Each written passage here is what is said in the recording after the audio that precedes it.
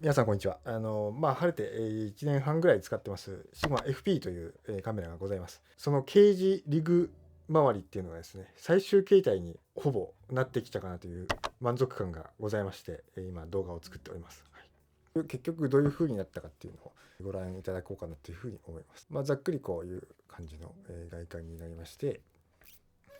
L マウントじゃなくて EF マウントにしてやっぱり使ってます。L マウントレンズはまだ買ってないですね。ニコンの Z6-3 っていう、カメラもですね、やってきまして、マウントはまだその何マウントがいいかっていうのをミラーレスの方ではですね、決めきれてないような状況で、ただ、Z マウントに関して言うと僕は1430っていう広角は買おうかなと思ってます。今24120っていう F4 っていうのを持ってるんですけど、せっかくミラーレスのね時代のレンズも使いたいなと思うんですけども、なかなか EF マウントからスイッチするのもなかなかですね、どうしてっていう感じでまだおりまして、結構こういうですね、もしかしたら一回り世代は違うんですけど、24mmF1.4 ですとか40mm ですとかめちゃめちゃ好きなんで、やっぱりまだ使っていきたいなっていうふうに思ったりしてます。はい、これもですね、ジンバルに乗せやすくてすごく EF のレンズとしてはめっちゃ好きですね。はい、せっかくなので50-100ですね。F2 の50-100です。はい、っていう感じですね。シグマ FP、今どうなってるかというとですね、こう ND フィルターがつく EFL マウントアダプターっていうのが今ついてます。これがあると、これ ND 外せないんで2ストップ、最も薄い感じにしても2ストップはND かかってしまうんですけど、それでも野外の時は基本的にこのマウントアダプターつけるとくとものすごく便利ですね。やっぱりこうレンズの前フロントじゃなくて根っこのところにつくやつすごくいいです。はい、で外側から、説明していきますと、タイプ C アウトからですね、こちらの SSD にます。でこの SSD ソケット、これでかくて DPL のやつ、ティルタのやつ、MVMe-SSD が入るファンがついているものももちろん存じてはいるんですけども、おそらく動作もするだろう、連続記録もできるだろうというところでおったんですけども、やっぱり買ってみてね、これできねえわとか、ファンがうるさいわみたいな話も他の動画でね、コメントしたら教えてくれた方もいらっしゃってですね、なんだかんだ SATA SSD です。でこれちょっと Amazon で3000円ぐらいでちょっとかっこいい外観のちょっとメタリックなアルミでできてるようなやつを買って、この中にはこんな感じでサンディスクのウルトラ 3DSSD の、前も言及しました最新版じゃなくて1個古いやつを、これ安いです。ただ難点はでかいっていうところですか。これをつけるとですね、ボディの前面が見えなくなるので、 FP を撮影する時にはボディがこうほとんど隠れてしまうので、すごくそこは悲しいなっていうふうに思うんですけども、アクセスはここに空間がありますので、こう指が入るものになっております。でまた例えばこう外で、撮影しててですね、雨が降ってきても本体は守られると、例えばカラスにつつかれた時にもですね、こっちに行くのでそれも安心だなっていう時、例えば鳥の糞がですね、こう上から鳥が糞をこう落としたりする時もですね、 SSD が守ってくれる、本体は守ってくれるというような、仕様になっております。でこの SSD を止めてるのが、この15センチ20センチとかのデータ通信ができる SSD ケーブルで、これも何メーカーか何個か買ったんですよね。1000円ぐらいで売ってるんですけど、しかもその L 字のやつなんですけど、何個か買って、もうやっぱりデータ通信をちゃんとカメラの電源入れるときに自動的に SSD をちゃんと読み込んでデータ通信もちゃんと連続記録できるみたいなやつって、僕が探した中ではもうこれしかなくて、いっぱいあって、マグネット式のやつもあるかもしれないですし、データ通信もできるって書いてあるのいっぱいありますけど、高速とかって書いてあるけど、これが主に成功しています。僕は動作確認できたのはこれのみです。なのでこれリンク貼っときますので、ポケットとかね、こういうブラックマジックポケットの時も、例えばサンディスクサムスンのやつだったら付属のケーブルだったらいいんだけど、そうじゃないのにしたいっていう時はこのリンクぜひ辿って買っていただけるといいです。でこれサイズ短いやつがあるんで、もちろんケージングによって SSD どこにつけるかによって足らなくもなるんですけど、このサイズ感をここにポチッと、刺すとちょうどこう余らないぐらいの良さがあるなっていうのがあります。でちょうどこっちの外部接続端子のところに来てますんで、これの説明するんですけど、これ SSD こう挿したらこのネジ締めるとこうちゃんと固定されるケーブルガードがついてます。で、FP のすごい大きなネックとして HDMI ミニマイクロ HDMI じゃないですか。それを解決してくれる HDMI ミニから HDMI タイプ A に変換してくれる短い変換、しかも4分の1でネジで止まるってやつを、これ穴が足んないんで、ケージあるあるで穴がこうちょうどいいところないので1個で止めてるんですけど、それを使ってます。そうするとこっちの端子に負荷がかからない。こっちの本体の方の端子を守ることができる感じになってます。でこのケーブルガードなんですけど、ちょっと取ってみせます。これは FP 専用のケーブルガードでして、FP ってそのホットシューユニットがここつく、またはファインダーがここにつくと思うんですけど、もともと僕はつけてそのホットシューも使って運用する方法でいたんですけど、一回波照間島に行った時に原チャリ乗りながらこれ望遠レンズつけて FP でこう原チャリ乗りながら風景撮ってたら落っことしましてですね、レンズも大丈夫、 FP もボディははっきり言って全然大丈夫で、その時使ってたマウントアダプターが死んだんですね。マウントがもげましたね。だからこっちのそのビルドクオリティとしてやっぱりマウントアダプターの方が弱い。でも弱いがゆえにショックを吸収してくれて、レンズも修理にオーバーホール出したんですけど、ボディは全然余裕で大丈夫でしたね。傷1個もつかずに守られた感じがありました。その辺もここがいったんですね。アタックされたんですね、ここが。だからこの DPL の後で紹介するんですけど、 DPL のバッテリーグリップめっちゃいいですねっていう感じで、頑丈性の話になっちゃいましたけど、また戻りますと、これがケーブルガードですね。こちらがエイトシンっていうメーカーのケーブルガードで、Amazon では売ってないエイトシンのサイトに行かないと買えないんですけど、これ自体はドル多分20ドルとか30ドルとかそういうぐらいの2桁ドルなんですけど、送料とかかかるとだいたい1万円ぐらいこれでかかっちゃってる感じなんですけど、でその落とした時にホットシューユニットのケーブルガードネジがいかれたんですよね。ホットシューユニット本体は守られたんですけど、それでホットシューユニットもうダメだ壊れたわと思って、もうケーブルガードを止めるとこのネジがねじ切れて取れちゃってですね、完全壊れちゃったんですよね。でもともとその HDMI もなんて言うんだろう固定もそこまで綺麗に固定できるわけじゃないし、ホットシューユニットつけると、ファインダーもそうですけど横にでかくなっちゃうなっていうふうに思ってですね。で、YouTube で誰か紹介してたんで、この8シンのケーブルガード、今スモールリーグとかね、FP もだいぶ出てからだいぶ時間経っちゃってて、だいたいスモールリーグのやつとかディスコンティニューになっちゃってるんじゃないですか。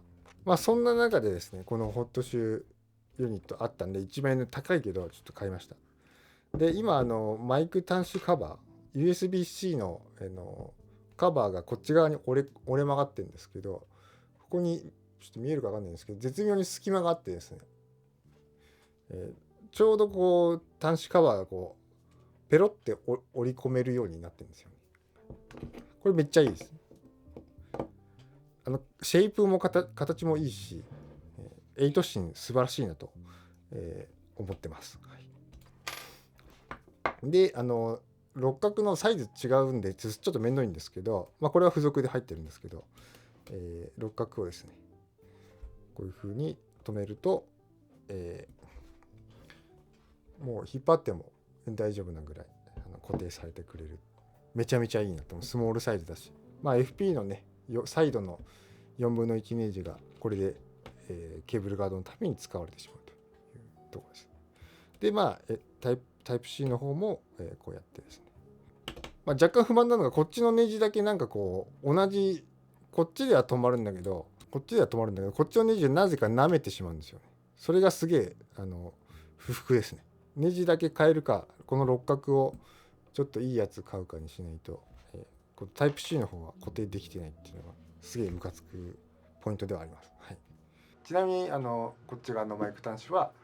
こんな感じで守られている感じでございます。なのでその FP もし次期モデルが出るんであれば、出ない気がするんですけど、そろそろ出してもいいかなぐらいの 6K の12ビットシネマ DNG ローで、60fps が取れて、CFX プレスに対応して、その時はタイプ A でお願いしますという感じです。形は別に変えなくてもいいので。それで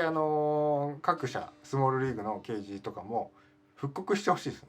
はっきり言ってそのシネマ DNG ローの話をちょっとすると、シネマ DNG ローの方がポケット 6K フルフレームよりもノイズ少ないし綺麗だなって僕は今感触的には思ってます。でこれにスマホホルダーっていうのかな、モバイルバッテリーソケットっていうのかわかんないんですけど、スモールリグの止めるやつがついてます。でこの表が何がついてるかっていうとですね、これは以前僕の動画でも紹介しました、ここにストッパーがついてるタイプの、SW フォトっていう、そんな有名じゃないかもしれないですけど、メーカーのアルカスイスの正方形タイプ、縦でも横でも大丈夫タイプのアルカスイスがもうドアがいてもずれない感じでビシッとネジ1個でもこれは止めることができます。でウランジの方の F38 だっけっていうのを一回試したんですよ。それもこう回らないみたいな、ここにね突起がついてて回らない正方形タイプだったんですけど、アルカスイスの受けの方のモデルによっては固定がされないんで、やっぱりこっちだなっていうふうに今僕はなってます。でここにケージがついてるんですよね。はい、このレンズマウントの周りを囲うようにこう上下についてます。こっちのサイドまでこれがついてます。これがもう天才かなと思うダークパワーラボラトリーの人ですね。8芯のリグもありました。スモールリグのリグもあったと思います。他のメーカーもあったと思いますが、やっぱり僕は DPL が一番、こっちのハンドグリップにこの NPF のバッテリーをつけられる。でいろいろ考えてやっぱり DPL がいいなってなりましたね。これも1万6000円ぐらいします。レンズのフロントの周りをここでがっちりとした骨組みで、上は止まってないんですよ。よくこういうケージだと上でもね止まってることありますけど、FP はトップ側にはボタン類しかなくて4分の1ネジ穴はないので、ここは浮いてるんですけど強度は全然大丈夫ですね。こっち側でがっちりここにパーツがあるので骨組み的には全然大丈夫なんで、すごい頑丈です。ちなみにここにねロッドとか直差しできてフォローフォーカスとかつけられたりするんですけど、フォローフォーカスつけるときは僕は、ここにもね上側にもつくんでオートフォーカスのリダーオートフォーカスとかのやつとかも、つけることができる。だもしそれオートフォーカス欲しいなって時はここに僕は短めのロッドを4分の14分の1で伸ばして、つけようかなって思ったりします。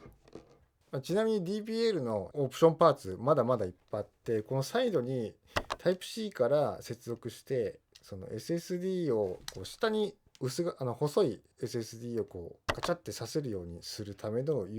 サイドのパーツと底のパーツがあるんですよね。そうするとほんとこんぐらいの体積ぐらいにしてオールインワンにできるんですけど、やっぱりその SSD の方の動作が僕やっぱり信用できないっていうか信用してないんで、そこをチャレンジすることはないかなっていうふうに思いますね。同様にですねフリップスクリーンに関しても、すごくやりたいんですけどどうなんだろうなみたいな、壊しちゃったりやだなみたいなところでまだ踏み込めずにおりますね。4万ぐらいかかりますしね。もしフリップしたりしたいんだったらもうモニターつけるしかなくて、モニターも最近ビルドロックスのこういうの出てて、僕 SDI のモデル買ったんですけど、これ輝度も素晴らしいし、モニターつけてね、そしたら自撮りも見やすいし、スナッピーではなくなるんですけど、それでやっちゃおうかなっていう感じです。で、DPL のですね、こちらがハンドグリップ兼これですね、NPF バッテリーホルダーっていうのかながついてます。なのでこれ直接ですね FP のですねカプラーのサイドの穴があると思うんですけど、それにこうダミーバッテリーがつながっておりまして、バッテリーの抜き差しは全部こっちからやるっていう感じになりますなってます。なので SD カードも使わないので、ここのバッテリーホルダーはまあもちろん DPL のやつ開くんですけど、使わないで済んでますね。 SD カードも入れてないので。でこの NPF のホルダー、まあこんな風に外側にも4分の1ネジ穴が1個あって、まあ FP の4分の1でこうサイドに止まってるんですけど、トップ側にもですね4分の1ネジ穴があるんですけど、そこにホットシューの変換をかましての、まあこういうマイクですね。例えばこういうマイクホルダーをつけたり、またはこんな感じでですね、モニターをつけたり、こんな感じ。まあだいぶモニター5インチとかなんでこれでかくなっちゃうんですけど、まあこれとこれをですね、マイクとこれを同時に使いたいってなったら、そこをねどうすんだっていうのがあります。この外側のところにもホットシューユニットにしてしまって、まあもしくはクランプですね、マジックアーム伸ばして、まあ一応ここにも穴あるんで、マジックアームをここから伸ばしてモニターマジックアームで出すのがいいかな、もし必要になった時はね。それで言い忘れたんですけど、この DPL の、このケージですね、こうスチールとムービーを切り替える